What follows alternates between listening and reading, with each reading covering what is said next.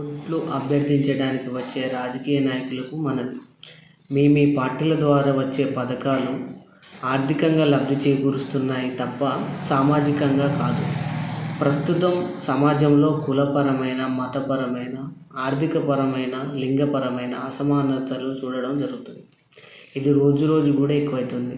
దీన్ని అరికట్టడానికి మీరు ఎన్నికైన తర్వాత ఎలాంటి చర్యలు తీసుకుంటారో చెప్పి ఆ తర్వాతనే మమ్మల్ని ఓట్లు అడగండి.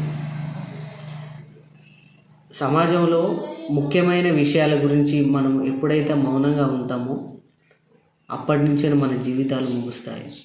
కాబట్టి సమాజంలో ఉన్న ప్రతి ఓటర్కు నేను చెప్పేది ఏంటిదంటే, vote is your right, try to do it right.